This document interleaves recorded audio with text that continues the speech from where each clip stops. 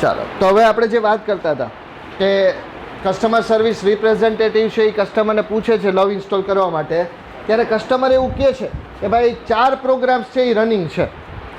ક્યાં તો કે past hurt, low self esteem, ગ્રજ અને રિસેન્ટમેન્ટ. એના સોલ્યુશનમાં શું કીધું તો કે ભાઈ જો પાસ્ટ હર્ટ છે એ તો ઇન્સ્ટોલ બરાબર છે, એને ઓવરરાઇટ કરી દેવામાં આવશે. જ્યારે લવ આવશે એટલે પાસ્ટ હર્ટ ઓટોમેટિકલી ઇરેઝ થઈ જશે. લો એસ્ટીમની જગ્યાએ હાઈ એસ્ટીમ નામનું મોડ્યુલ એમાં ઇન્સ્ટોલ થઈ જશે. અને વાત રહેશે નહીં તો કે ગ્રજ અને રિસેન્ટમેન્ટ, તો એને કે તમારે કમ્પ્લીટલી ટર્ન ઓફ કરવા પડશે. એટલે કસ્ટમર પૂછે છે કે કેવી રીતે ટર્ન ઓફ કરી શકાય, મને ખ્યાલ નથી. એટલે કસ્ટમરે કીધું કે I don't know how to turn them of, can you tell me how, કે શું તમે મને કહી શકશો એને કઈ રીતે બંધ કરાય.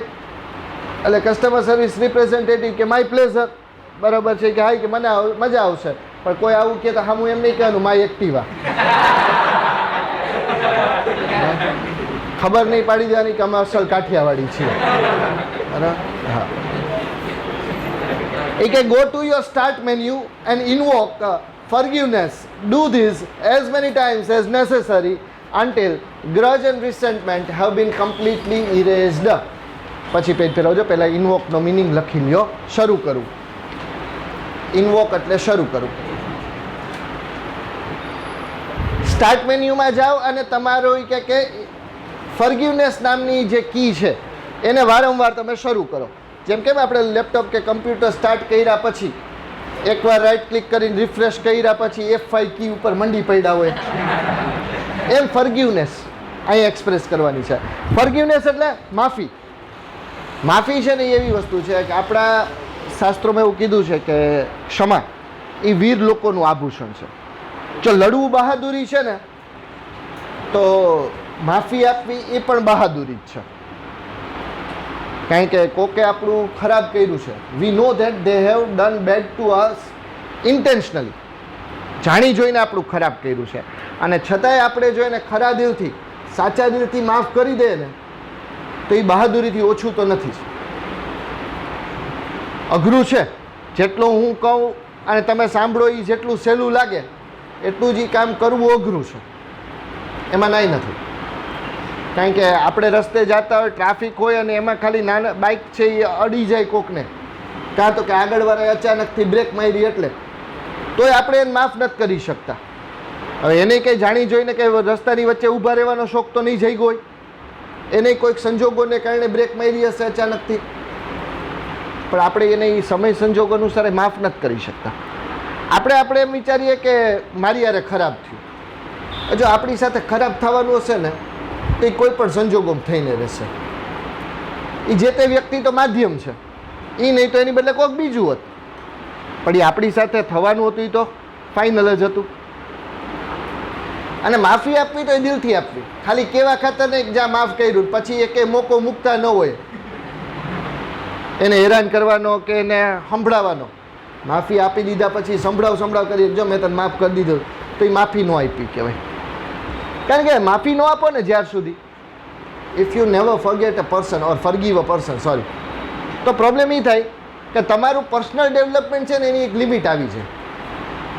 જ્યાર સુધી તમે બદલો લેવાની ભાવનાથી જીવતા હો ને કે આણે મારું ખરાબ કર્યું હવે હું એનું ખરાબ કરીશ, જ્યાર સુધી આ ફિલિંગથી જીવતા હો ને ત્યાં સુધી પ્રોબ્લેમ શું થાય ખબર છે? તમે એ સર્કલમાંથી બહાર જ ન આવી શકો, તમને એના સિવાયના વિચાર ન આવે. એટલે ઇંગ્લિશમાં કહે ને કે love me or hate me both are in my favour. If you love me I will be in your heart, or if you hate me I will be in your mind. Biology અલગ કહે છે કે બધું માઇન્ડમાં જ હોય, અને heart બિચારું એક જ કામ કરે છે, બ્લડ પંપ કરવાનું, એને બીજું કંઈ કહેવાય નહીં. આઉટ ઓફ ધ સિલેબસ કામ બીજા કે હોપાય નહીં. બી એમ કે તારે ફીલ કરાવું એટલે હું ફીલ કરી દઉં, પણ 2 મિનિટ પમ્પિંગ નહીં કરવું, હાલશે? એ એવું કરવા જાય બધા આપણા માટે ફીલ કરે, પછી શું ફીલ કરે? સોરી ભાઈ હારા હતા, કાલ તો હજી અમારી યાર વેફર ખાતા હતા.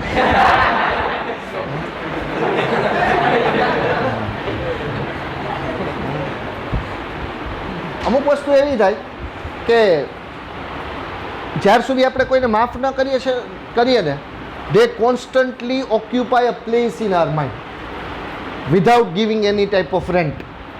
કાંઈ ભાડું નથી ચૂકવતા ને આપણા મગજમાં કાયમી સ્થાન ધરાવીને બેઠા રહીએ.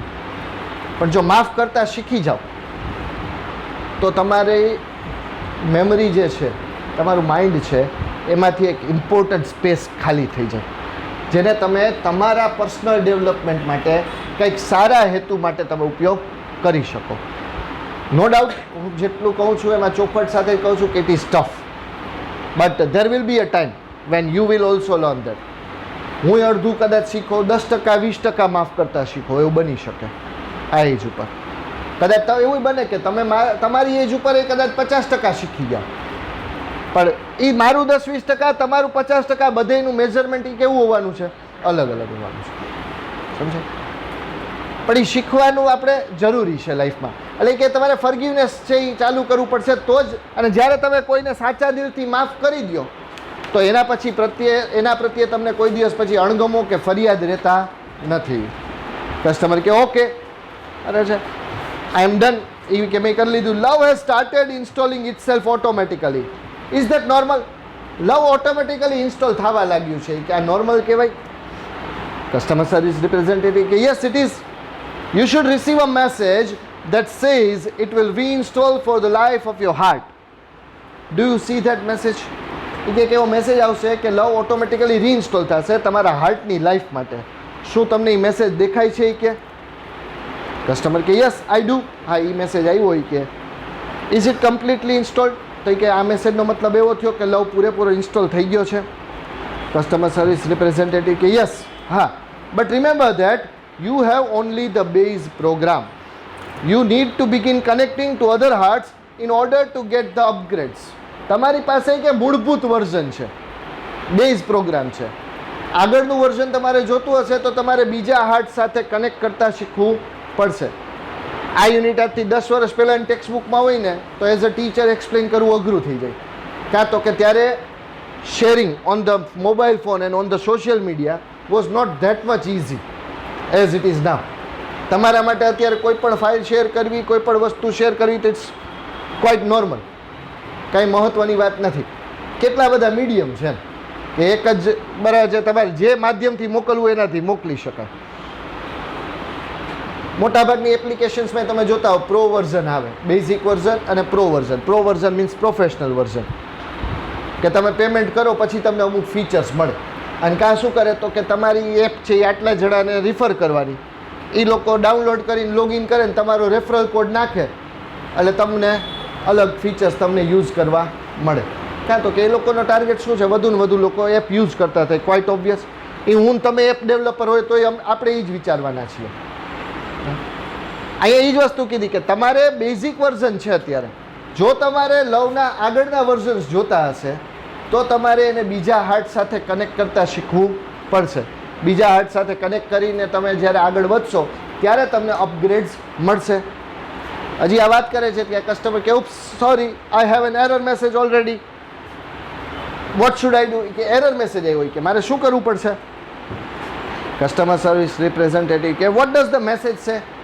એરર મેસેજ આવ્યો, એરર મેસેજ શું કહે છે? કે તો કે it says error 412 program not run on internal components. What does that mean? એ કે એરર 412, જેમાં રિયલ લાઈફમાં જોવા જાઓ તો 402 આવે એરર યુનિવર્સલ, બરાબર છે, એમાં એને 412 નામ આપી દીધું. Program not run on internal components. Internal, આંતરિક. ઇન્ટરનલ મીન્સ આંતરિક, કમ્પોનન્ટ્સ એટલે ઘટકો.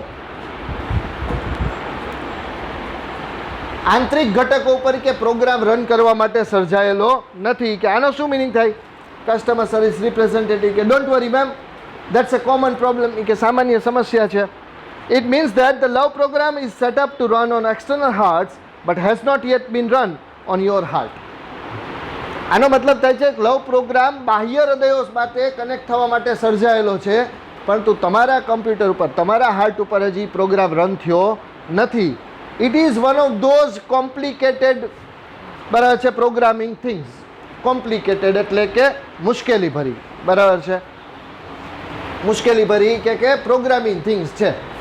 ઘણી વખત ન હોય ઇલેક્ટ્રિશિયન આવ્યા હોય ઘરે કે કોઈ રિપેરમેન આવ્યો હોય તો એ એવી લેંગ્વેજમાં વાત કરે ને પંખાની, ટ્યુબલાઇટની, આપણને એમ થાય કે ભાઈ આટલી મને ખબર પડતી હોત તો તને થોડા બોલાવ્યો હોત. અમુક નોર્મલ વસ્તુ ખબર, હાલે મોટર કે કેપેસિટર કે તો ખબર પડે. તમે સાયન્સમાં ભણતા હોય બરાબર, એસી ડીસીમાં ને એમાં હજી ખબર પડતી હોય, પણ એનાથી આગળનું કંઈક કે તો હજી તો નથી ખબર હોવાની. મારા જેવાને તો અત્યારે ન ખબર હોય. અને કદાચ મોબાઈલ ફોન કે કમ્પ્યુટર કે લઈને જાય રિપેર કરાવવા, કંઈક ડેટા ઉડી ગયો કાંઈ પણ યુટ્યુબમાં વિડીયો જોઈને ટ્રાય કરી લીધી હોય, પણ એમાં હામ વધારે ઉડી ગયું હોય.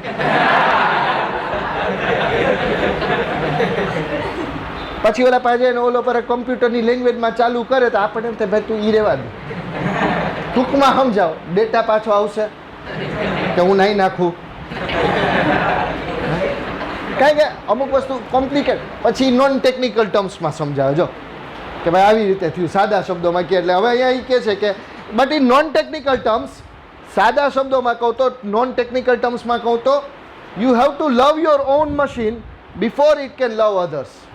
તમારે તમારા પોતાના હૃદયને પ્રેમ કરતા શીખવું પડશે before it can love others. એ બીજાને પ્રેમ કરી શકે એ પહેલાં. બહુ સરસ મજાની વાત છે. 3 શબ્દો: સેલ્ફ લવ, સેલ્ફ સેન્ટ્રિક કે સેલ્ફ સેન્ટર્ડ, અથવા તો સેલ્ફિશ. બરાબર. આપણે જ્યારે પણ વ્યક્તિને મળીએ ને, કોઈ પણ નવી વ્યક્તિને, એટલે આપણે એને 2 કેટેગરીમાં ડિવાઈડ કરી દઈએ. Either they are good or they are bad. કાં તો આપણને એ સારા લાગે ને કાં ખરાબ લાગે, depending upon the situations. Right. પણ હકીકતે આપણા બધાની લાઈફ છે ને એ હંમેશા વ્હાઇટ કે બ્લેક નથી હોતી, એ હંમેશા ગ્રે શેડમાં હોય. ગ્રે શેડમાં હોવું એટલે શું? તો કે જરૂર પડે સારા, જરૂર પડે ખરા. તમે હું બધા જ છીએ. જો હું તમે કોઈ એમ ન કહી શકીએ કે મારી લાઈફમાં ખાલી સારા પાસાઓ જ છે, અને કોઈ એમ ન કહી શકે કે મારી લાઈફમાં ખાલી ખરાબ પાસાઓ જ છે. સિચ્યુએશન મુજબ આપણે સારા પાસાઓ રમીએ છીએ અને સિચ્યુએશન મુજબ ખરાબ પાસાઓ ખોલીએ છીએ. ઘણા એમ કે સેલ્ફિશ, આપણા બધા જેટલા બરાબર છે એડવાઇસ આપવાવાળા જેટલા લોકો હોય કે જેટલા બરાબર છે બુક્સ હોય કે એમાં બધામાં ક્યાંક ને ક્યાંક એવું આપણને સમજાયેલું છે કે સ્વાર્થી થવું ખોટું છે. ક્યારેક મને વિચાર આવે કે ઇઝ ઇટ રિયલી સો? ખરેખર સ્વાર્થી થવું ખોટું છે? હા, સ્વાર્થી થવું ખોટું છે, પણ સ્વકેન્દ્રિત થવું ખોટું નથી, સેલ્ફ સેન્ટર્ડ થવું ખોટું નથી. તો what is the difference between Bing self centred and Bing selfish? રસ્તા ઉપર તમે જાઓ છો, એક્સિડન્ટ થયું છે, અને તમે 108માં ફોન કરવાને બદલે કે મદદ કરવાને બદલે ઇન્સ્ટાગ્રામ લાઈવ ચાલુ કરો છો. અત્યારે તો એ ટ્રેન્ડ થઈ ગયો. Then you are Bing selfish for sure. પણ આવતીકાલે એક્ઝામ છે, તમારા ફ્રેન્ડ્સ તમને એમ કહે છે કે ભાઈ બારે ફરવા જવું છે, તમે એમ કહો છો ના ભાઈ મારે નથી આવવું, મારે વાંચવું છે, મારે તૈયારી કરવી છે, અને એ લોકો તમને સેલ્ફિશ કહે, તો તમારી ડિક્શનરીમાં ફ્રેન્ડ્સની ડેફિનેશન ખોટી છે. અને આવા ફ્રેન્ડ્સ તમે રાખ્યા હશે તો ગેરંટી તમને દુશ્મનની જરૂર કોઈ દિવસ પડશે નહીં, કારણ કે આ લોકો જ કાફી છે ડૂબાડવા માટે. સમજો? એ તમે સેલ્ફ સેન્ટર્ડ થયા, સ્વકેન્દ્રિત થયા. સ્વકેન્દ્રિત થવું, પોતાનું સારું વિચારવું, એમાં કાંઈ ખોટું નથી. પોતાનું ડેવલપમેન્ટ કરવું એમાં કાંઈ ખોટું નથી, અનટિલ એન્ડ અનલેસ તમે કોઈનું ખરાબ નથી કરતા. તમે તમારું ડેવલપમેન્ટ કરવામાં બીજા કોઈનું ખરાબ નથી કરતા, તો તમે ખાલી તમારું વિચારો છો ને, તો એમાં જરાય ખોટું નથી. આ પર્સનલ ઓપિનિયન છે, બરાબર? એને જનરલ ન કરી શકાય. આ મારે સમજાવવાની વાત છે, મારો ઓપિનિયન છે કે ભાઈ એવું બની શકે કે ભાઈ હું મારું વિચારું છું, પણ જ્યાર સુધી તમે બીજા કોઈની લીટી ટૂંકી નથી કરતા અને ખાલી તમારી લીટી મોટી કરો છો, દેન ઇટ્સ ક્વાઇટ ફાઇન, અને એમાં ખોટું નથી. સેલ્ફ લવ, પોતાની જાત માટે પ્રેમ હોય. કારણ કે જે આપણી પાસે નહીં હોય એ બીજાને કેમ આપી શકીએ? હું મારી જાતને જેવો છું એવો સ્વીકાર ન કરી શકું, કે મારી જાતને જેવો છું એવો પ્રેમ ન કરી શકું, તો હું અન્ય કોઈ વ્યક્તિ કે વસ્તુને પ્રેમ કરી શકું એ વાતમાં તથ્ય નથી, પોસિબલ નથી. કારણ કે મને શીખવો જ નથી હું કે લવ કેમ થાય. કારણ કે હું મારી જાતને ઇમ્પોર્ટન્સ આપતા શીખું, મારી જાતને પ્રેમ કરતા શીખું, then I will be able to give importance to someone else. then I will be able to love someone else, otherwise not. ઇંગ્લિશમાં એક સરસ મજાનો ફ્રેઝ છે, મી ટાઈમ. મી ટાઈમ એટલે કે જ્યારે વ્યક્તિ પોતાના માટે સમય કાઢે. ક્યાંક કેવું બને કે આપણે ખાલી એકલા જઈને પોતાની રીતે બેઠા હોય, વાંચતા હોઈએ, અથવા આપણને ગમતી પ્રવૃત્તિ કરીએ, ટીવી જોઈએ, એકલા સાવ મોબાઈલ ફોનમાં ગીત સાંભળીએ કે કાંઈ આપણને ગમતી પ્રવૃત્તિ કરીએ, કોઈ સાથે સોશિયલ મીડિયા ઉપર કે બીજે ક્યાંય વાતચીત કર્યા વિના. You are just spending quality time with your self. આ સ્ટ્રેસ બુસ્ટર છે. એક્સપર્ટ ટોક કરવું હોય ને તો ગામના કોઈ વ્યક્તિ સાથે નહીં કરવાનો, પોતાની સાથે કરવાનો. કારણ કે છેલ્લે અંતે એ લાઈફ તમારે જીવવાની છે. અરે તમાશા ફિલ્મ જોયું હોય ને તો એમાં સરસ મજાની વાત આવે છે. રણબીર કપૂર એમાં એક સ્ટોરી ટેલર પાસે જતો હોય છે બધી સ્ટોરીઝ સાંભળવા, અને એને પોતાની સ્ટોરીનો એન્ડે એને પૂછવા જાય છે. અને ત્યારે એમ કહે છે કે ભાઈ મને મારી સ્ટોરીનો એન્ડ નથી ગમતો. તો કે તારી સ્ટોરી છે, બદલી નાખે. આપણી સ્ટોરી છે, એન્ડ આપણે ડિસાઈડ કરવાનો છે. આપણી લાઈફમાં અમુક ડિસિઝન્સ આપણે લેવાના હોય. એ સેલ્ફ સેન્ટર્ડ થઈને લ્યો કદાચ, તેમાં કાંઈ ખોટું નથી. આપણી પોતાની એક સ્ટોરી હોવી જોઈએ, પોતાની બરાબર છે, ફેવરિટ હોવી જોઈએ.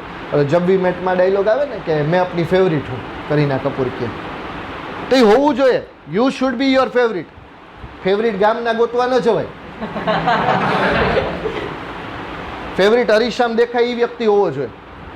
કારણ કે તમે જેને ફેવરિટ માનો એણે તો બીજાને ફેવરિટ માનેલા છે ને. મેં કીધું એમ કે વિરેન્દ્ર સહેવાગને તમે ક્રિકેટની ટર્મ્સમાં ફેવરિટ માનતા હો તો એના માટે એના ફેવરિટ કોણ છે? તો કે વિવિયન રિચર્ડ્સ. તમે સચિન તેંડુલકરને ફેવરિટ માનો તો એના માટે બરાબર સર ડોનાલ્ડ બ્રેડમેન. તો તમે તમારા ફેવરિટ એ બીજા કોકને ફેવરિટ માની બેઠા. તો કદાચ વિવિયન રિચર્ડ્સ કે ડોનાલ્ડ બ્રેડમેન માટે અગાઉની જનરેશનના કોઈ ક્રિકેટર હશે ને, તો એ તો સાયકલ થઈ. પણ આપણે આપણા ફેવરિટ બન્યા. પોતાની જાતને પ્રેમ કરવો, પોતાની જાત માટે વિચારવું એ ક્યાંય ગુનો નથી, એ ખરાબ બાબત નથી. કોઈ આપણને એમ કહે કે ભાઈ તું સ્વાર્થી થા છો ને ખરાબ કરજો. તમને ખબર છે કે તમે સ્વાર્થી થયા પછી તમે કોઈનું ખરાબ નથી કરતા, તેમાં જરાય ખોટું નથી. તેમાં જરાય ખોટું નથી. કારણ કે તમને ખબર છે કે તમારું ડેવલપમેન્ટ કરવામાં તમે કોઈના અન્યના પાંખ કાપી નથી, અન્ય કોઈને નડતા નથી. That's enough. અને એ બરાબર છે. એના માટે પોતાની જાતને પ્રેમ કરવા માટે શું કરવું પડે, તો એ હવે આગળ વાત છે કે શું કસ્ટમર કે શું વોટ શુડ આઈ ડુ, કે મારે શું કરવું પડશે એના માટે. કસ્ટમર સર્વિસ રિપ્રેઝેન્ટેટિવ કે can you find the directory cold self acceptance. અત્યારે જેમ વિન્ડોઝ આવે ને એમ પહેલાં જૂના કમ્પ્યુટર્સમાં ડોઝ આવતું, ડિસ્ક ઓપરેટિંગ સિસ્ટમ. હજી ઘણી બધી જગ્યાએ આવે છે. એમાં ફોલ્ડર્સને બદલે ડિરેક્ટરીઝ આવે. આપણે જેમ ફોલ્ડર્સ બનાવીએ ને એમ ડિરેક્ટરીઝ આવે. સેલ્ફ એક્સેપ્ટન્સ, આત્મસ્વીકૃતિ, સ્વસ્વીકૃતિ, પોતાની જાતનો સ્વીકાર કરવો. બરાબર છે. એ કે તમને દેખાય છે કે પોતાની જાતનો સ્વીકાર કરવો એવી ડિરેક્ટરી દેખાય છે? કસ્ટમર કે yes I have it. Customer service representative excellent, you are getting good at this. ધીમે ધીમે કે તમને સારી સમજ પડવા લાગી છે. કસ્ટમર કે thank you. Customer service representative you are welcome. Click on the following files and then copy them to my heart directory. એટલે કે સેલ્ફ એક્સેપ્ટન્સ ડિરેક્ટરીમાં તમને અમુક ફાઇલ્સ દેખાશે. એ ફાઇલ્સને કોપી કરીને ક્યાં લઈ જવાની છે? તમારે માય હાર્ટ ડિરેક્ટરીમાં લઈ જવાની છે. 4 ફાઇલ્સ કઈ કઈ? Forgive self, self esteem, realize worth અને ગુડનેસ. ફોરગીવ સેલ્ફ, બરાબર, પોતાની જાતને માફ કરવું. પહેલાં ગુજરાતી લખી લે પછી બધાએ સમજાવું. પોતાની જાતને માફ કરવું. સેલ્ફ એસ્ટીમ, આત્મવિશ્વાસ.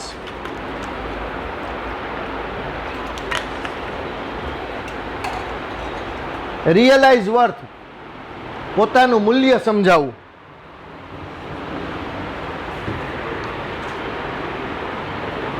અને ગુડનેસ એટલે સારાપણું, સારી લાગણીઓ.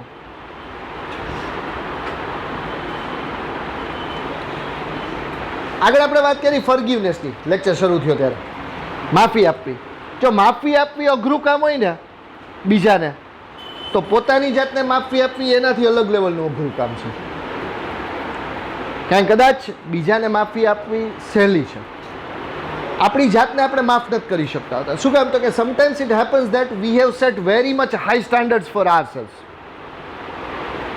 મેં સ્ટાન્ડર્ડ સેટ કર્યું છે કે ભાઈ હું બુકમાં કંઈ લખીને નહીં આવું, સ્ટુડન્ટની બુક લઈને ભણાવીશ, એક્ઝામ્પલ્સ બધા હું યાદ કરીને આપીશ. એ મેં મારું સ્ટાન્ડર્ડ સેટ કર્યું છે, રાઈટ? હવે માની લો કે તમારા ક્લાસમાં મને કોઈ એક્ઝામ્પલ દેતા ભૂલાઈ જાય છે, ક્લાસની બહાર નીકળું કે બીજા ક્લાસમાં જાઉં ત્યારે મને યાદ આવે કે I forgot to give this example in this class.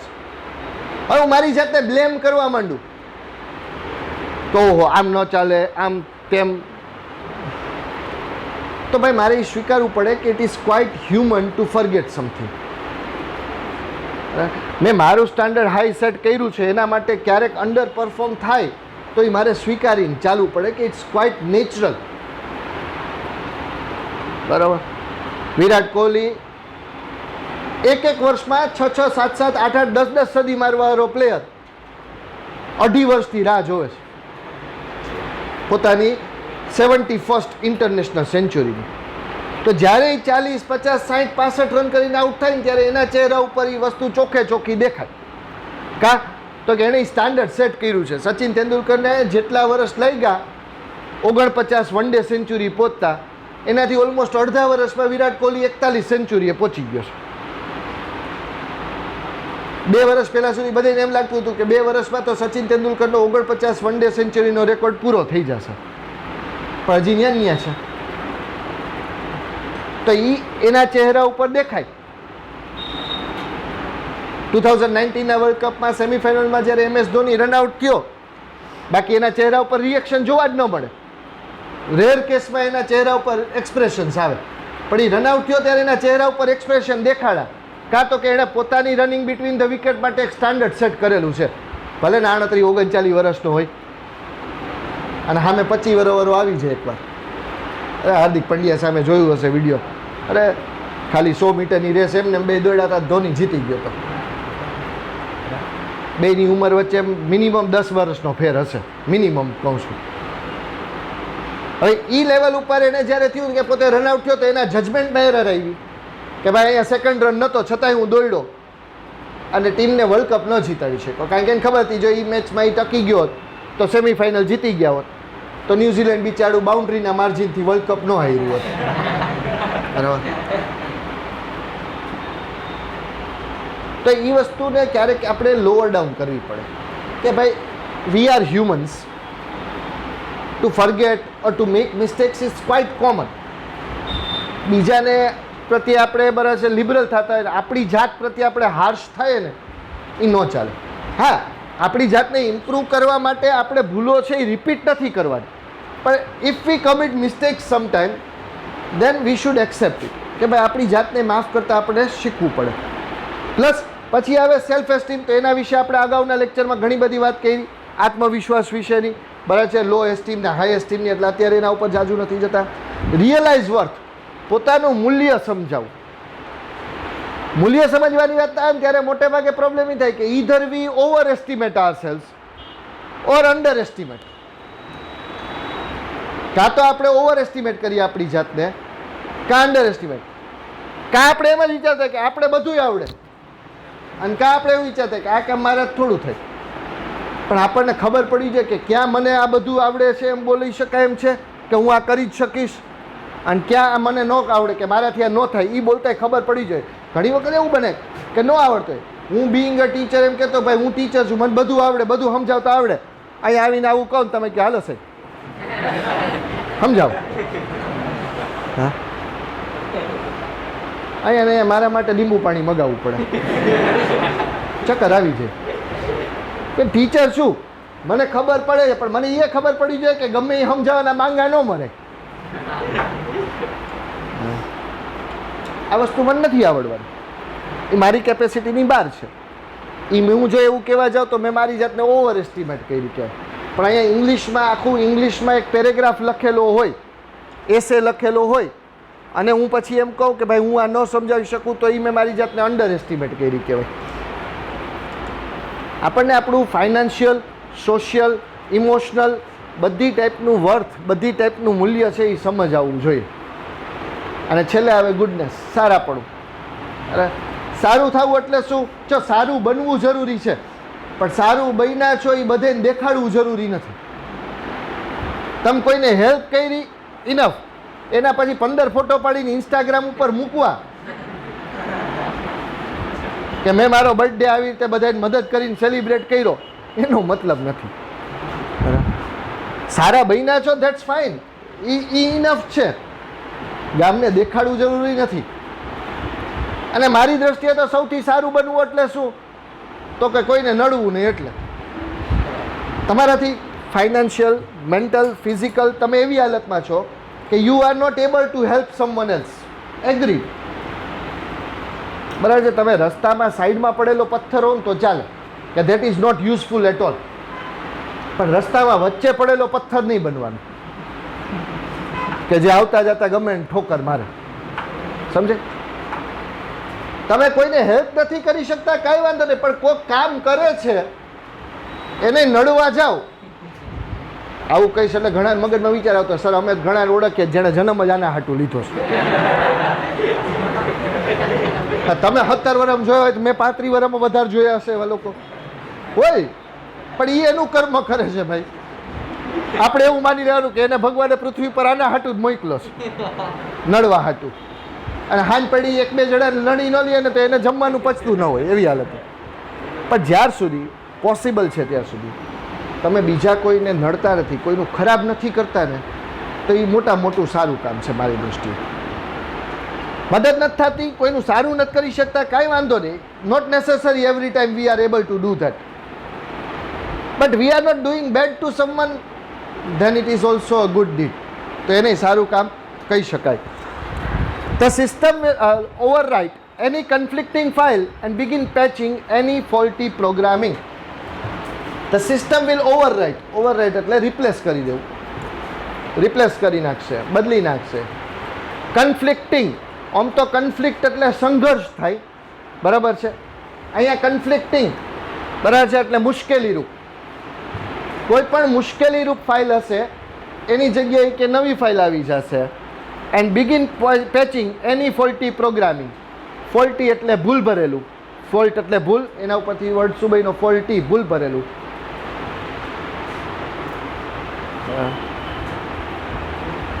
Patching, repairing કરવું, ઠીગડું મારવું, જેને આપણે કહીએ. જીન્સ ન લઈ હોય પેચ વર્કવાળા, અમુક ટેવા હોય કે ગામડે લઈ દે, દાદા દાદી પાસે જવાય નહીં, એમને એમ પડ્યું તો દાદા દાદી તો એમ જ સમજે કે મારો દીકરો બિચારો ફાટેલું પહેરે, સીવી નાખે. એને ખબર ને દીકરા એ બરાબર છે ઓનલી 1200 દીધા હોય, બરાબર છે. પેચિંગ, ત્યાં શબ્દ આપણે આમાં શું કે પેચ શબ્દ એમને એમ સાંભળો, અરે આવી રીતે આપણે સમજવાનો. પેચિંગ શબ્દ આના માટે વપરાયો છે. Also you need to delete self critic from all directories and then empty your recycle bin afterwards to make sure it is completely gone and never comes back. Also you need to delete self critic. પહેલા Gujarati meaning લખી લે પછી આખું સમજાવું. Self critic, પોતાની ટીકા કરવી.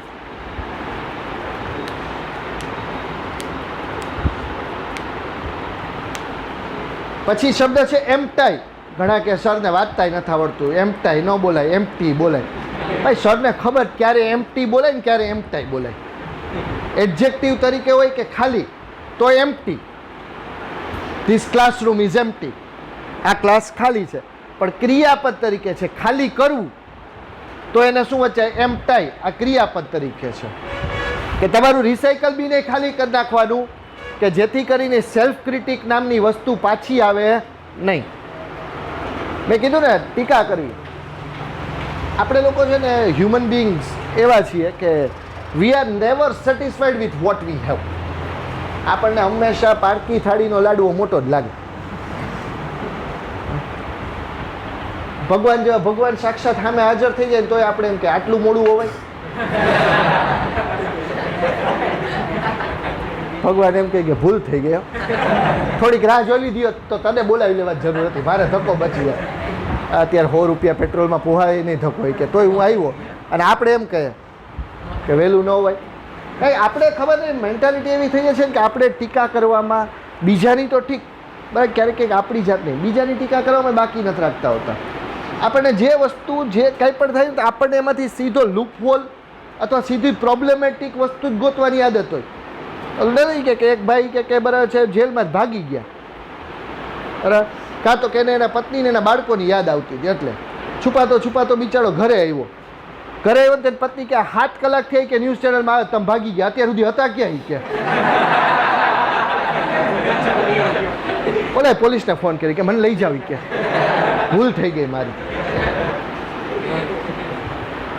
Satisfaction જે વસ્તુ છે ને એનાથી થતું નથી. આપણે we always look for the other side. Sometimes we criticise ourselves too much. મેં કીધું ને કે આપણે એક સ્ટાન્ડર્ડ સેટ કરી દીધું, પછી જ્યારે એનાથી લોઅર સ્ટાન્ડર્ડમાં જાય ને તો આપણે આપણી જાતની ટીકા કરતા કે ભાઈ આમ નહોતું થવું જોઈએ. માર્ક્સ ઓછા આવે તો દેખાડો કરી દે અહીંયા બેઠા બેઠા કે ભાઈ મને ફેર નથી પડતો, પણ અંદર ખાને આપણને બધાને ખબર પડે છે કે ફેર પડે છે. જે સબ્જેક્ટમાં આપણને ફાવતું હોય અને એમાં બરાબર છે એકવાર આપણને ક્લાસરૂમમાં કે આપણે આપણા લેવલ મુજબના સારા માર્ક્સ આવે, પછી ન આવે ત્યારે આપણને અફેક્ટ કરે જ છે. હા, વત્તે ઓછે અંશે કરે છે, એમાં ના નથી પડતો, પણ એનો મતલબ એવો એ અફેક્ટ કરે છે. હવે આપણે આપણી જાતને ક્યારેક એ સમજાવવું પડે કે ભાઈ વી ટ્રાઈડ આર બેસ્ટ. પણ ક્યારેક એવું બને કે સમય સંજોગોને લીધે કોઈ ઘટના બની હોય, તમે તમારું બેસ્ટ આપવામાં કાંઈ બાકી ન રાખ્યું હોય. એટલે ઘણા સોકોલ ગુજરાતી ઇંગ્લિશ ભેગું બોલતા એ હોય કે બેસ્ટેસ્ટ આપ્યું. બેસ્ટ ઇઝ ઓલરેડી સુપરલેટિવ, એનાથી આગળના લેવલનું કંઈ હોય જ ન શકે. તો એ ઉચ્ચાર બરાબર આવું કરતા હોય છે. તમે તમારું બેસ્ટેસ્ટ આપ્યું માની લ્યો છે.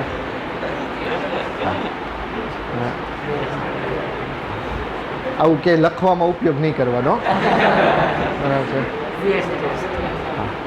પણ એ બેસ્ટ આપ્યા પછી કદાચ સમય સંજોગો એવા છે કે you don't get success or you don't get desired success. બરાબર છે.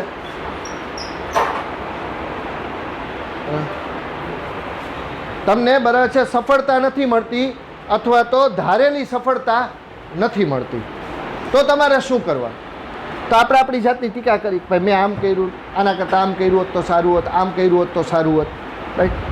પણ ક્યારેક આપણી જાતને અપ્રિશિએટ કરતાં પણ શીખવું પડે કે ભાઈ મારી આ કેપેસિટી હતી ને છતાંય હું અહીંયા સુધી લડ્યો, બરાબર છે. મારી કેપેસિટી આટલી હતી છતાંય હું અહીંયા સુધી લડ્યો, મેં ધાર્યા કરતાં વધારે મહેનત કરી. તો એ ક્યારેક જરૂરી પડે પોતાની જાતની. હા, ડેવલપમેન્ટ માટે પોતાની જાતને ચેક કરતું રહેવું કે કોન્ફિડન્સમાં છીએ કે ઓવર કોન્ફિડન્સમાં છીએ એ જરૂરી છે. પણ સતત પોતાની જાતને અંડર એસ્ટિમેટ કરવું કે ક્રિટિક કરી રાખવું એ વ્યાજબી નથી. કે એટલે કસ્ટમર કે got it, my heart is filling up with really neat files. ખરેખર ખૂબ સુંદર, નીટ એટલે સુંદર, સુઘડ, સરસ મજાની ફાઇલ્સથી મારું હાર્ટ છે એ ભરાઈ રહ્યું છે. Smile is playing on my monitor right now and it shows that warmth, peace and contentment are copying themselves all over my heart. But a smile is playing on my monitor right now and બીજી feeling છે as a warmth, hoof. warmth એટલે hoof. peace, શાંતિ. contentment, સંતોષ, satisfaction જેને આપણે કહીએ. આ બધા પણ મારા હાર્ટમાં કે કોપી થઈ રહ્યા છે. જો ટેકનોલોજી ને વર્ડ્સ, લેંગ્વેજનો ઉપયોગ કેવો સરસ કર્યો. Smile is playing on my monitor. આપણા ચહેરા ઉપર સ્માઇલ આપણા મોનિટર ઉપર જ આવે, ફેસ ઉપર છે. ચહેરો છે એ મોનિટર છે, ડિસ્પ્લે. સ્માઇલ ત્યાં જ આવે એટલે ત્યાં કીધું કે સ્માઇલ આવી રહી છે. અને બીજી 3 ફિલિંગ્સ, વાર્મથ, હૂંફ. હૂંફ છે ને વાર્મથ એવી વસ્તુ છે કે sometimes in my personal opinion I consider it greater than love. માણસને ક્યારેક ક્યારેક પ્રેમ કરતાં હૂંફની વધારે જરૂર હોય. હૂંફ શું છે તો કે તમે એક એવી વ્યક્તિ પાસે હોવ કે એવી જગ્યાએ હોવ કે જ્યાં તમને એવી ફિલિંગ આવે કે યુ આર સેફ હિયર, એને હૂંફ કહેવાય. નાનકડું બાળક છે જેને હજી બોલતા સાંભળતા પૂરું આવડતું નથી, 4 પગે ચાલતું થયું કે એમને આડોટતું હોય એની પડી જાય છે કે કંઈ થાય છે કે બી જાય છે, તો આજુબાજુમાં જે વડીલ વ્યક્તિ હશે એ પહેલું કામ શું કરશે? તો કે એને ગળે લગાડવાનું, એને હગ કરવાનું. શું કામ? તો કે એ પ્રેમની એક જ ભાષા સમજે છે. એને જેવું કોઈક પોતાની છાતી સરસું ચાપી લેશે ને, આમ ગળે લગાડી લેશે ને, એટલે એ બાળકને છે ને ખ્યાલ આવી જશે કે હવે હું સેફ જગ્યાએ છું, હવે મને કંઈ થવાનું નથી. ભાઈ બહેન હોય, મોટા ભાઈ બહેન હોય, મમ્મી પપ્પા, ફ્રેન્ડ્સ, રિલેટિવ્સ, કોઈ પણ હોય, આપણે સમસ્યામાં હોય, કોઈ મુશ્કેલીમાં હોય, ઘણા બધા આપણને એમ કહેતા હોય કંઈ વાંધો નહીં, ચિંતા ન કર, થઈ જશે, આમ તેમ. પણ એક પર્ટિક્યુલર પર્સન એવું હોય જ કે જે આવીને આપણા માથે હાથ મૂકીને કે આપણા ખભે હાથ મૂકીને એમ કહે ને કે ચિંતા ન કર, બધું હરખું થઈ જશે. તો એ શબ્દો સાંભળ્યા પહેલાં, એ શબ્દો સાંભળ્યા પછીનો આપણો કોન્ફિડન્સ લેવલ અલગ હોય. જોજો, વર્ડ્સમાં તાકાત હોય, અને વર્ડ્સ કોના દ્વારા કહેવાય છે, કેવી રીતે કહેવાય છે ને એનામાં વધારે તાકાત હોય. એ હૂંફ છે, એ વામથ મળે તમને ત્યારે. પછી આવે પીસ. પીસ અને કન્ટેન્ટમેન્ટ, આ એક સિક્કાની બે બાજુ છે.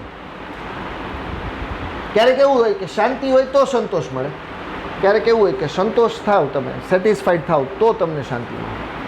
પણ સેટિસ્ફેક્શન છે ને, મેં કીધું એમ કે આપણે શું છીએ ખબર છે, પીસ ને સેટિસ્ફેક્શન ને હેપીનેસ, આ બધી વસ્તુ કેવી છે ખબર? પતંગિયા જેવી છે.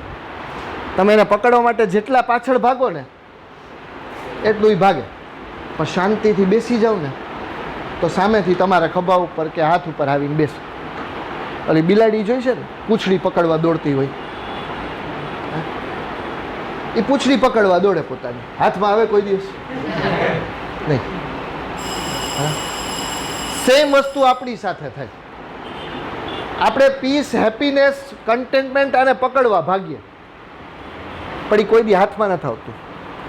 સેટિસ્ફેક્શન આપણને ખબર પડવી જોઈએ કે when we should stop something. ગુજરાતીમાં કેમ કે ક્યાં ટકવું ને ક્યાં અટકવું, રમત આ બેની જ છે.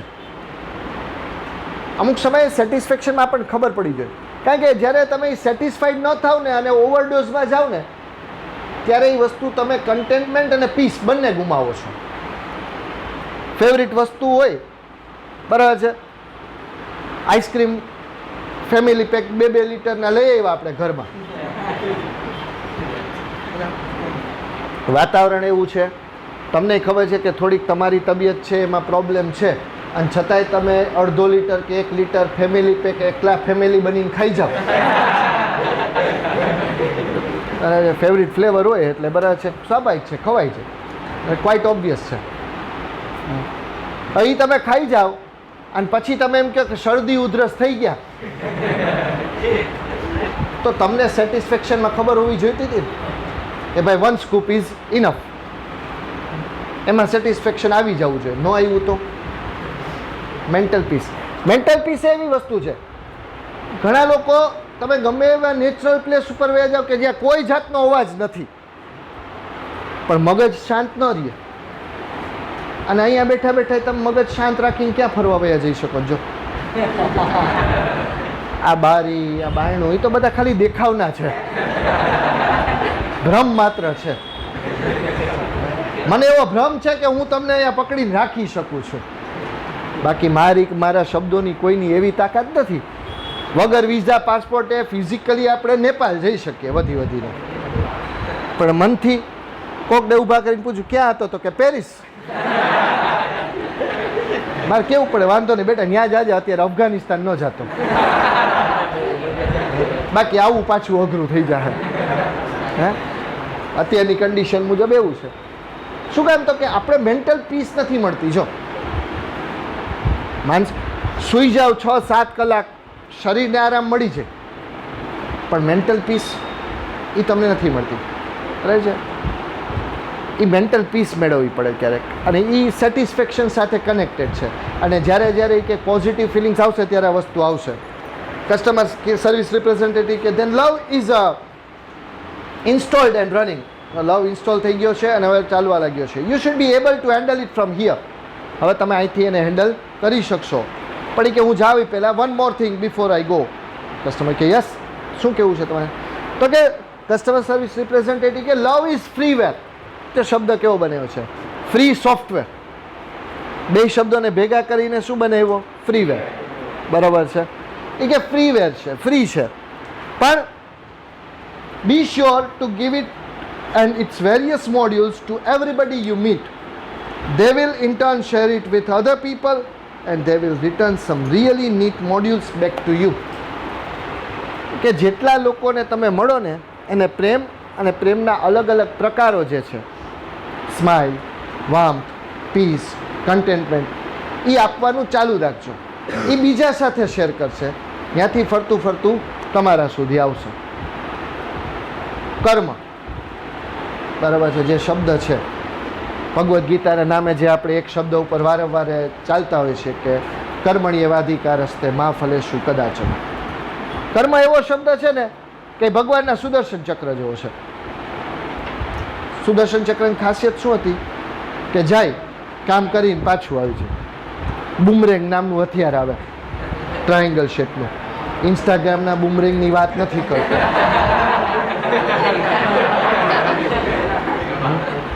ચોખવટ કરે કે હું જેવું બુમરેંગ બોલ્યો ને તમારા ચહેરા ઉપર સ્માઇલ આવે ને એ મને સમજાઈ જાય. બુમરેંગ એવું જ હોય, મોકલો કામ કરીને પાછું આવે. કર્મ ઇઝ ધેટ ઓનલી. ઇંગ્લિશમાં એવું કહેવાય કે karma is like a restro where you don't need to order. You will be served whatever you have served to someone else. તમે બીજાને જે પીરસ્યું હશે ને એ તમને ઓટોમેટિક આવશે. એ સાયકલ છે. તમે પ્રેમ, સ્માઇલ, હૂંફ, શાંતિ, સંતોષ સ્પ્રેડ કર્યા હશે તો તમને રિટર્નમાં એ મળશે. તમે નફરત, ધિક્કાર, તિરસ્કાર, ધૃણા ફેલાવ્યા છે તો રિટર્નમાં એ મળશે. અને એવા ઉદાહરણો તમારે ગોતવા જવાની જરૂર નથી, જ્યાં જોશો ત્યાં મળી જશે. કે you get whatever you have given. આપણે હવે કાઠિયાવાડમાં કહે ને કે બાવળ વાવીને લીમડાની છાંયડાની અપેક્ષા ન રખાય, એ પણ કાંટા જ વાગે. સેમ વસ્તુ છે. તમે સારી ફિલિંગ સ્પ્રેડ કરશો તો તમને સારી ફિલિંગ રિટર્નમાં મળતી રહેશે. એટલે કસ્ટમર કે યસ આઈ વિલ, કે હા હું પ્રયત્ન કરીશ એવો. Thank you for your help. તમારી મદદ માટે તમારો ખૂબ ખૂબ આભાર. બરાબર છે.